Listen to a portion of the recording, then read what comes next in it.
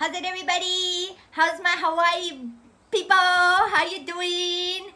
I'm wearing my Hawaii hat. So I have another story now.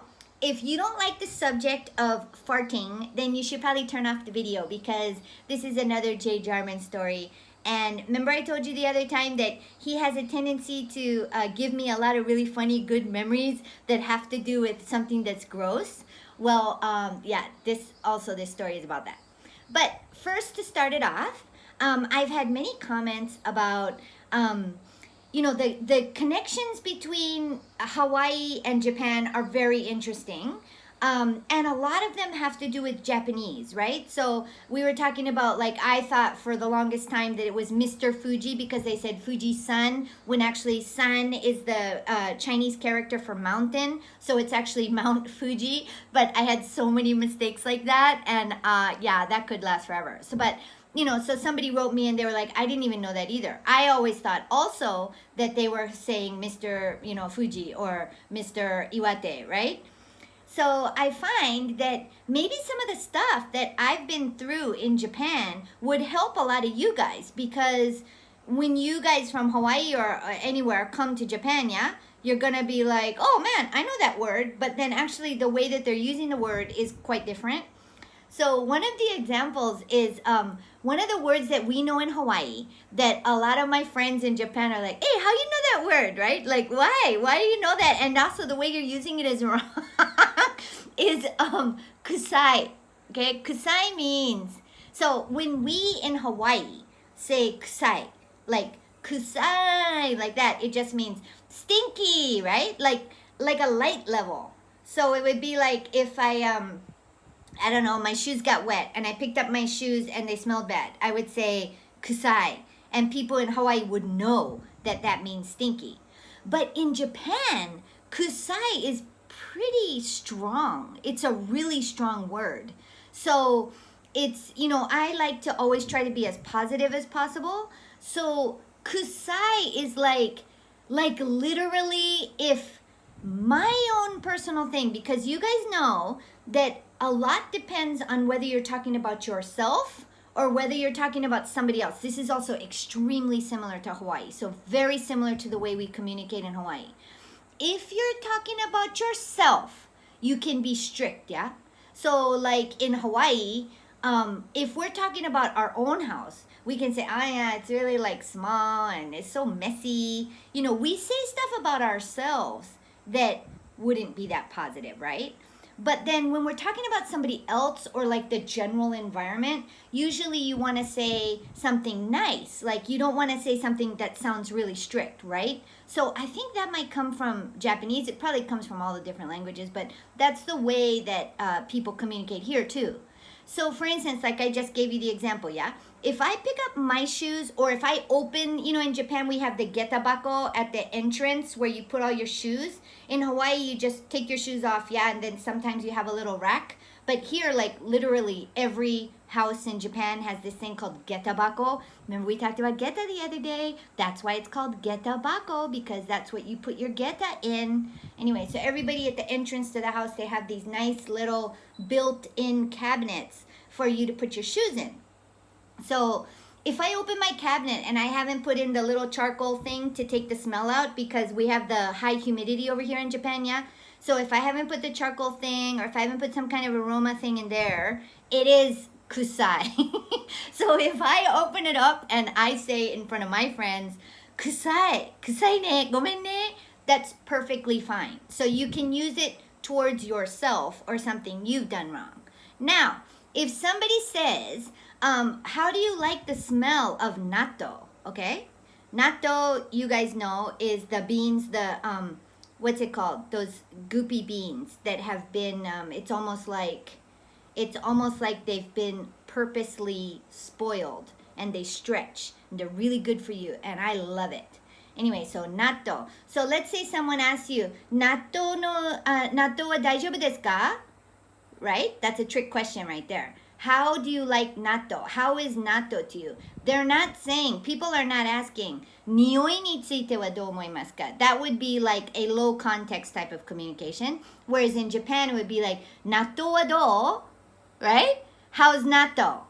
And then if you said, choto kusai, when you just mean it smells a little hard for you, like you don't really enjoy the smell, you're now talking about something outside of you, okay? So you want to be kind when you talk like that. And kusai is actually, let's say there's a line of here's 0 and above this is positive, this below is negative. So kusai goes into negative zone when you're talking. Kusai is like, that would be, a complaint kind of thing. So in that case, you would say, ちょっと匂いはね、匂いはね、匂い is smell. And you can say, 匂います, it smells. ちょっと匂いはね, and 匂い is right on the 0 line. Because you can say, いい匂いですね about somebody's food. And that's a super compliment. Or you could smell a rose and you could say, いい匂いですね. And that means like, what a nice smell of the rose, right? So 匂い is the safe choice when you're talking about smells that don't have to do with yourself. And then if you want to go even to the higher level, you get to the word called kaoru, okay? If you notice, there's a lot of friends that you have from Japan that are named kaoru. Kaoru means fragrance. It depends on the Chinese character, but in a lot of cases, kaoru means fragrance. So if the food smells so nice, you say, いい香りですね, right? いい匂いですね is nice smell. いい香りですね means nice fragrance. When you smell that rose, you say, 香りますね, いい香りですね. Wow, it's such a nice fragrance. It smells so nice, right? You could say, 空気が香る. The air has a fragrance, right? So it's like, fragrance, kaoru, that is high level, beautiful language. I mean, it's not that high for a Japanese person. For me, second language Japanese, that's high level.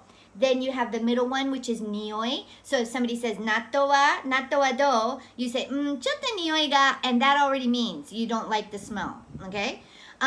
If you open your cabinet and all the moldy smell of a month or so comes out and it's like that, you say, kusai, gomen, kusai ne, right? And then the person's gonna say, because you've already spoken the negative language, the person's gonna say, 大丈夫 そういうことあるよね. That's what they're gonna say. Oh, no problem, I have this thing happen to me too, so don't have to worry about that. Now, getting to the Jay Jarman topic. So Jay Jarman, like around Jay Jarman, I will use the negative word, and I would say there are kusai times around Jay Jarman. And as I mentioned in the first phrase of this video, it has to do with farting, okay? So my dad would pretty much weaponize his farts, okay? So we had this long time ago, I think a lot of you will remember, we had this thing called a vanagon, which was like a Volkswagen van. It was a squarish shape. I think they still have them. I actually drove that. Anyway, we had a vanagon. So we would all get in the vanagon, like us and then whoever, maybe my friends, some of you probably rode the vanagon with us. And the windows would be up and we're just getting ready to leave church or something like that. And then my dad would just be driving on, and then suddenly floating from the front of the car, the whole place gets enveloped in my dad's kusai, okay? And he would just be, grinning. He loved it. And all of us would be like, Dad! And, my brother would be putting his head out the window and rolling down the window. And that was when we didn't have air conditioning, so you just had to let the air. And he would not warn, okay? So he would not warn when we were small. But then, when we got older, he realized now warning is also part of the fun.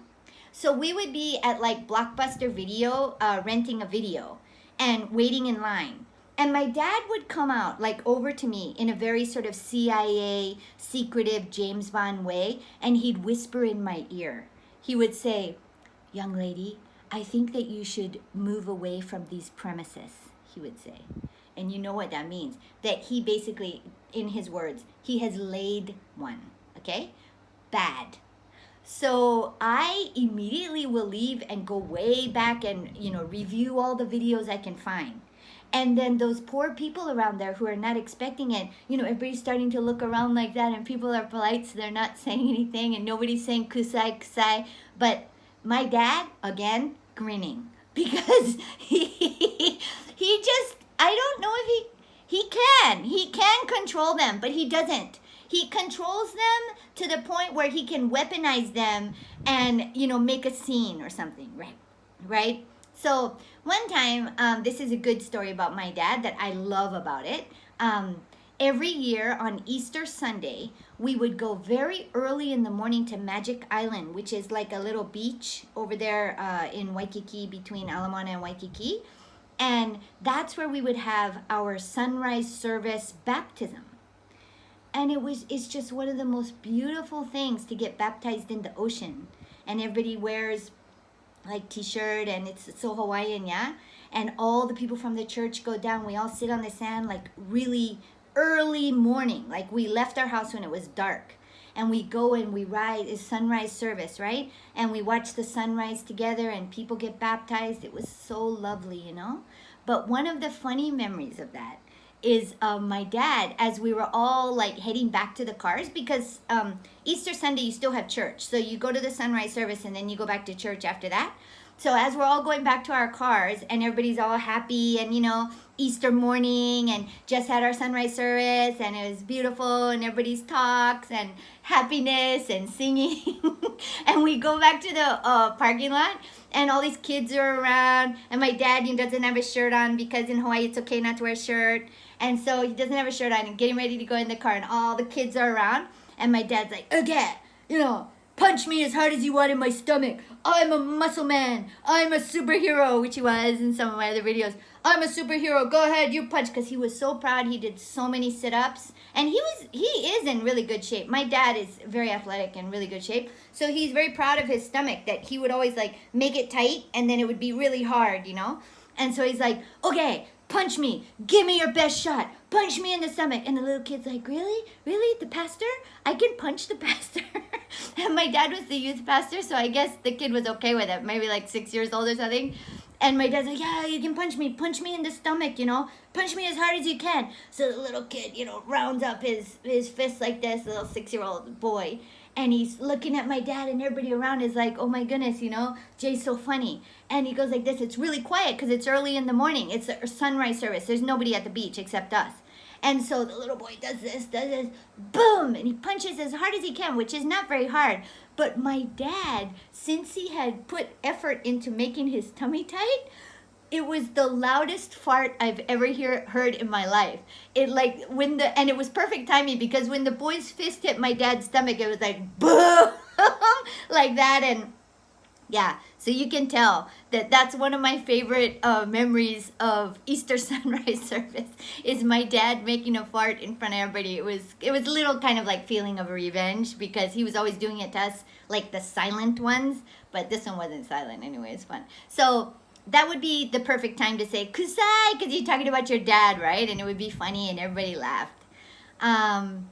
So I guess I would just say that my dad always really puts himself out there, He puts himself out there, and whether it's farts or whether it's jokes or whatever it is, he's like the life of the party, And I feel very privileged to have been able to participate in his Jarman party my whole life and learn, I still don't have enough guts to like make farts outside and stuff, but if anything that I do is funny in any way, it's definitely learned from him. And I appreciate being able to live in the shadow, not the shadow, in the light of this great man who really, really made a lot of people's lives a lot of fun. Okay, so I have plenty more of these stories. So see you guys later. Praying for you all, thinking about you in this COVID-19 thing. Just keep wearing your mask. Wash your hands, try stay home, yeah? And we're going to get through this. Okay, bye-bye, aloha. Much aloha to you. Bye-bye.